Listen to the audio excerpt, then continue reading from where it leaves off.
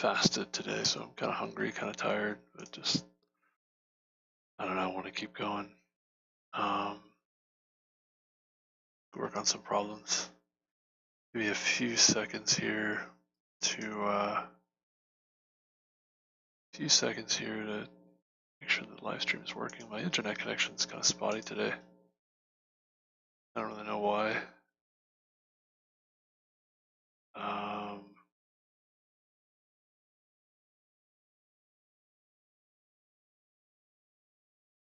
Hello, hello, hello.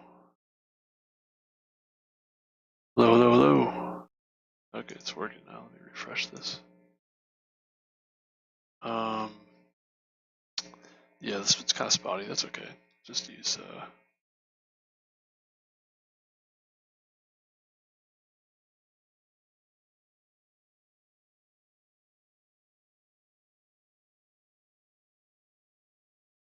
okay, well, anyway.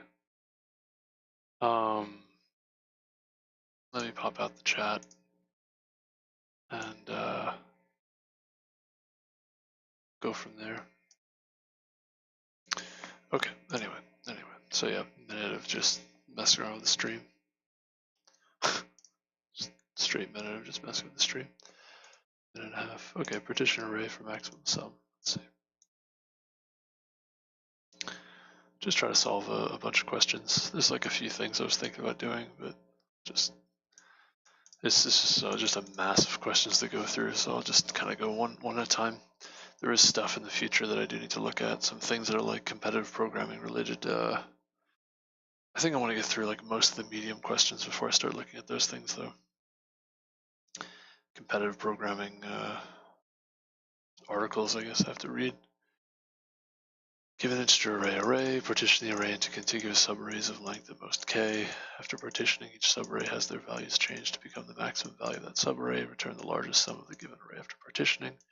Test cases are generated so that the answer fits in a 32-bit integer. Contiguous subarrays of at most length k. Okay. After each partitioning, each subarray has their values changed to become the maximum value of that subarray. Largest sum of the given array after partitioning. Test cases are generated so that the answer fits in a 32-bit integer.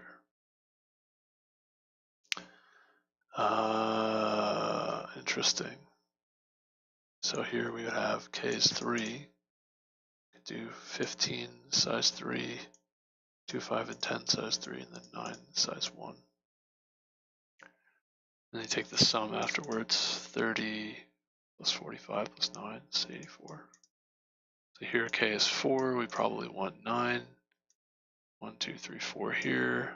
1, 2 here. 1, 2, 3, 4 here. We could do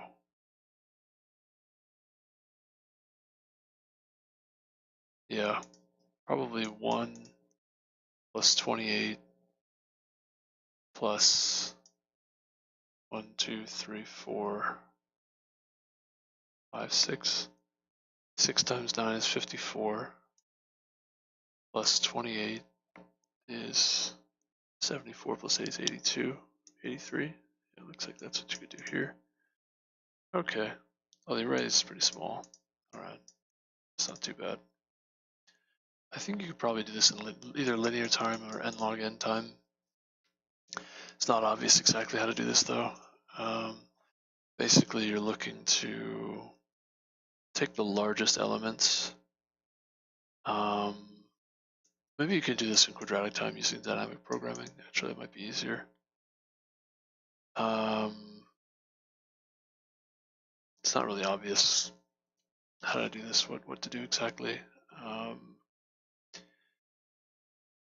Looking for, you want the largest sum possible after this operation is performed. There's a lot of different ways that this could be done. For a given value of k, so you could take the first element and it could be 1 through k, in fact 1 through k elements, and depending on your choice, either the next element is available or not. If it is available, then again, you could do 1/3 k. Again, if your number hasn't been modified or, yet, then so yeah, I think you could use dynamic programming for this. Top-down memoization in quadratic time. Basically, you would say if you select this option, you have k other options. How big is k? K is bounded by the array length. Yeah, maybe it's cubic time actually. 500 cubed is 25,000. I don't know. 500 squared is 250,000. You want to do quadratic time.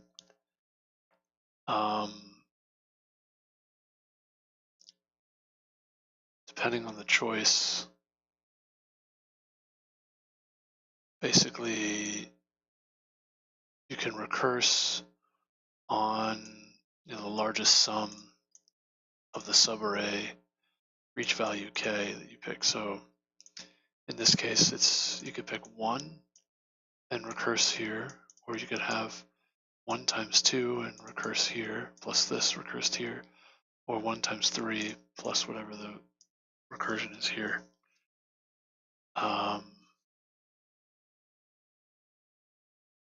Yes, actually, you don't need an array. You don't need a two-dimensional array.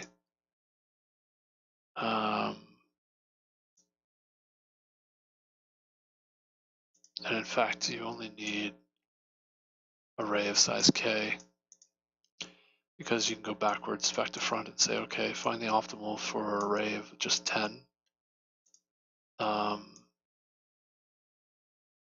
Then actually, you might have to go left to right and right to left. Now I think about it.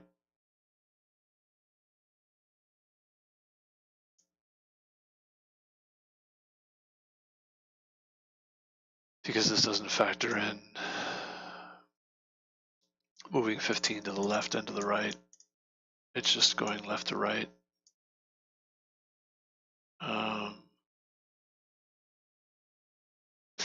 Which actually means maybe this is not as simple as what I suggested.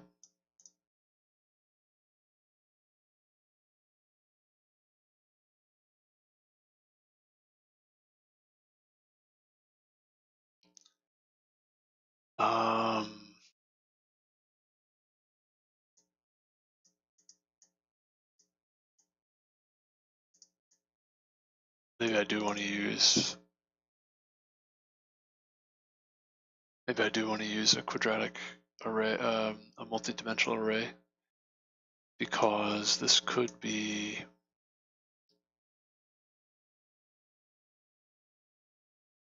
okay, maybe I could do it the other way around. I could say select this element and you've got k options if you do, right? 1, 2, 3 different spots it could be. Or you could not select this element and actually assume this element is one of these other options. So it could be 15 one time, or it could be 7 2 times, right? Or it could be 15, it could be 7, and I think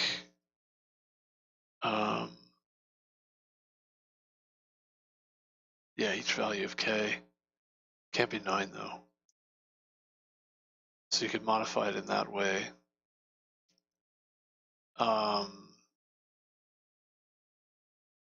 And if I were to do that, no, I don't think that makes sense. It doesn't really work. That's a little bit confusing. Okay, so I don't know the answer immediately. It's kind of challenging.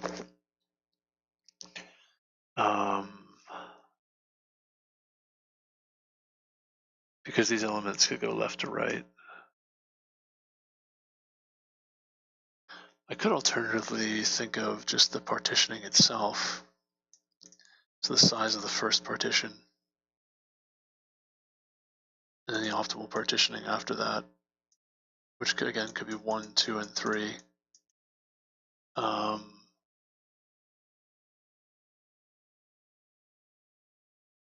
and I just need the maximum of those values. Okay, that can be done with dynamic programming. Yeah, that's fine. That's fine.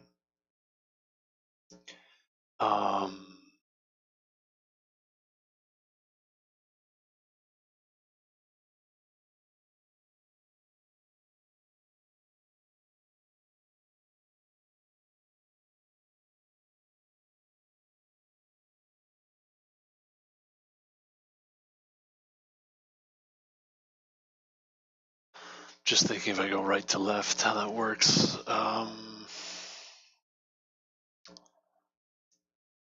Like the base cases are going to be the maximal partition of size 1 is just itself. And then now if you have size 2, it could be 1 or 2, excuse me, which would be 15 or 20. And then you have again, it could be, you have 1, 2, or 3. 3 would be 30. 1 is, or 2 would be 10 plus 10, which is 20. And then 3 would be 6. Or no, 1 and, oh yeah. No. 1 and 1, or 2, and 1, and then optimal for 2, which is 20, it'd be 22. Yeah, it's a little confusing. It's a little confusing. I think I could have,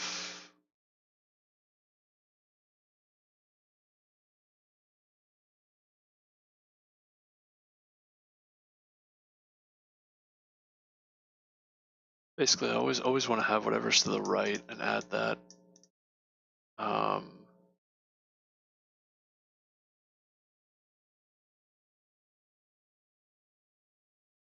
From right to left, I'm going to go for each value of k up to the end. Yeah, I think that's okay. I think I could do this dynamic programming. I think so. Just I'm kind of overthinking it a little bit here.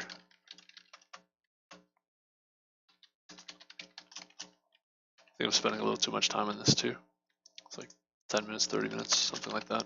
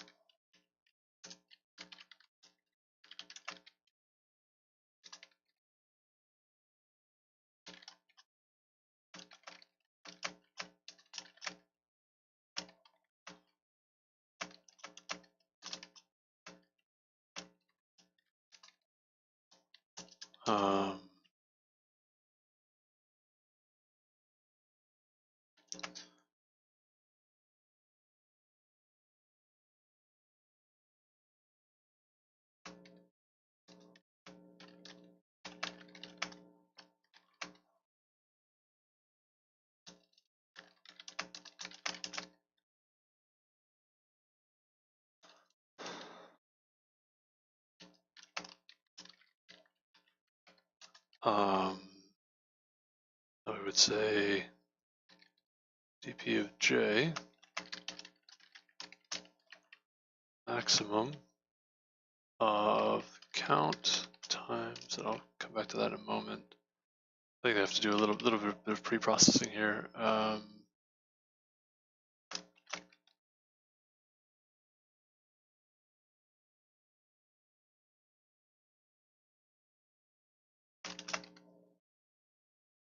So you have a spot. It's really I.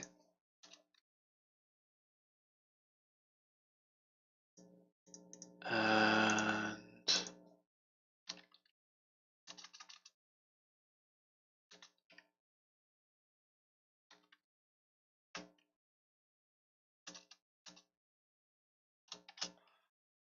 so you've got dp of I. It's going to be updated to it's going to be some amount calculated, right? Depending on what count is. And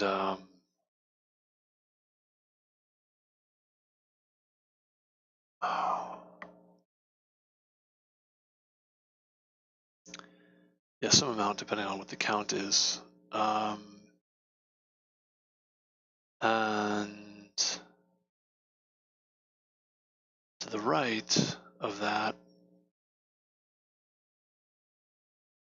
if you add to j, I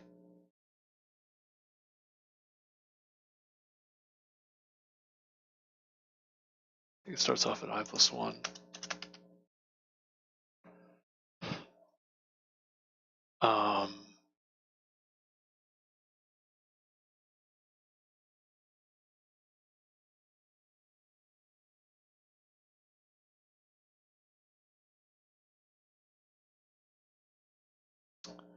I think it's yeah,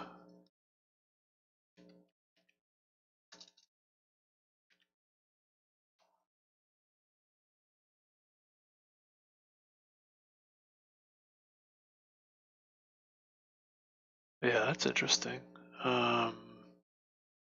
We just need a range query for the maximum over this spot from I to j on the open interval from I to j. That's pretty much it. The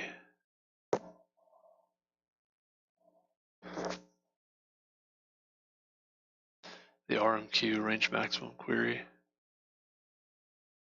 Can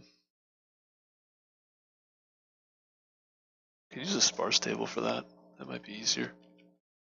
Easiest thing to do.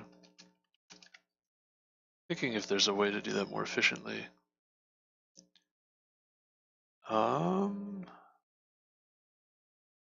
Actually, you don't need to use a range minimum query because you can, a sparse table, because you can just find, because you're going to go through, you're going to have 2 for loops anyway.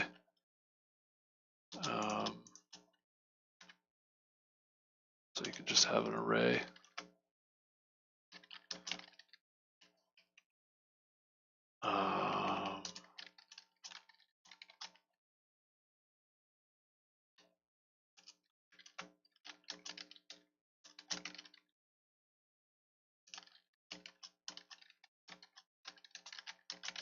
I think this is probably a little bit easier.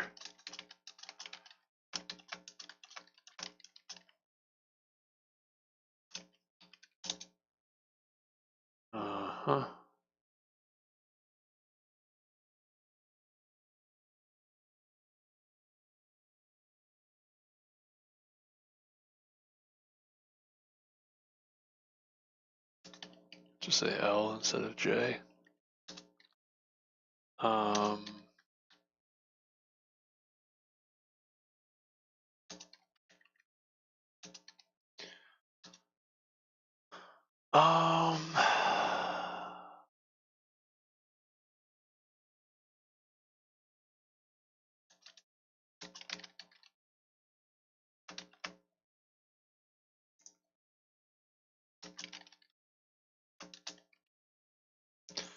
So that starts off at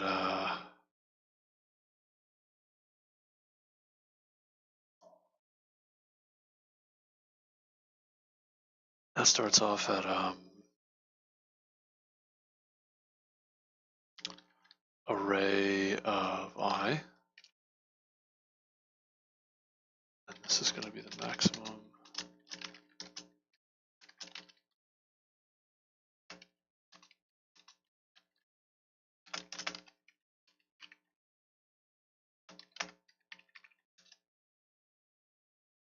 Something like this.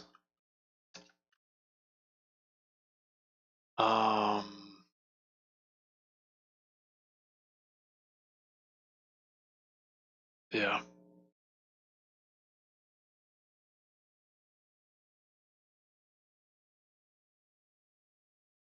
This is L.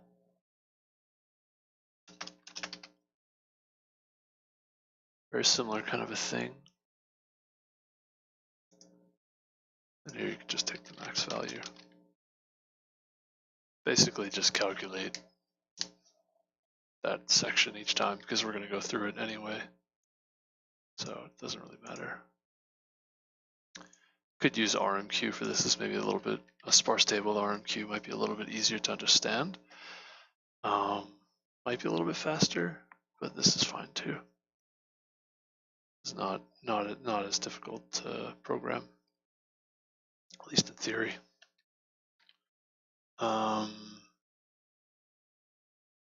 think this is count -1. Something like this.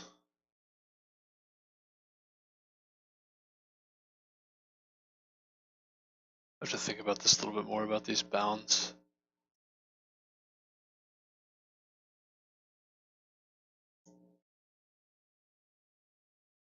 Should be 0. Overflow.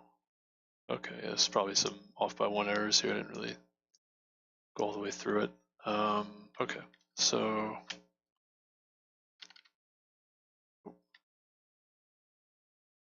okay. Also, oh, my body. Okay.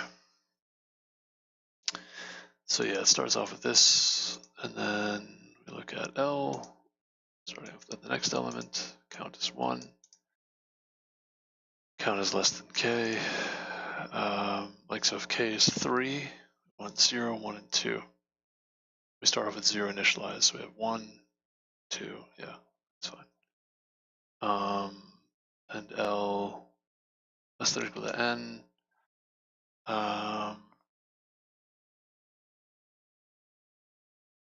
I don't know if that matters. I think it should be less than N. Yeah, it should be less than N. And okay.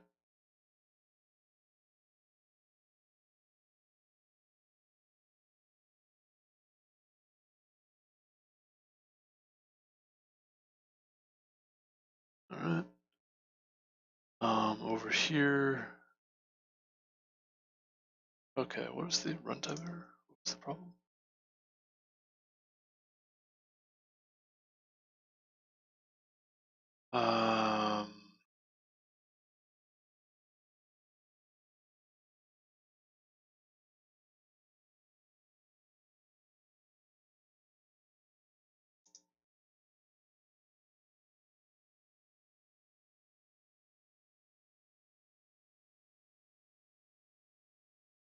Oh, what is the issue? What? What?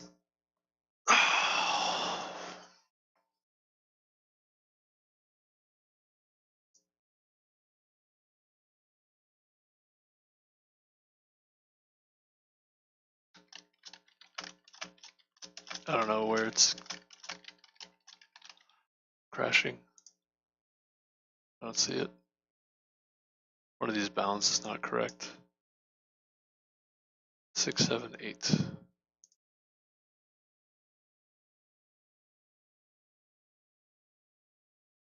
Oh, that's why.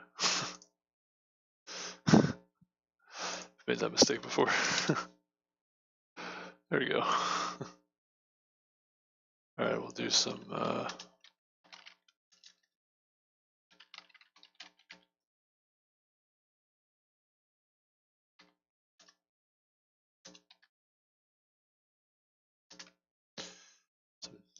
random test case. So I think this is it. Let me see. Yeah, the array is always at least 1. Okay, it's always at least 1. 10 and 1. I'm gonna try to generate some test cases with a script. I probably could just submit this actually. It's 25 minutes in, it's quite a bit of time. I think I'm just gonna go for it, actually.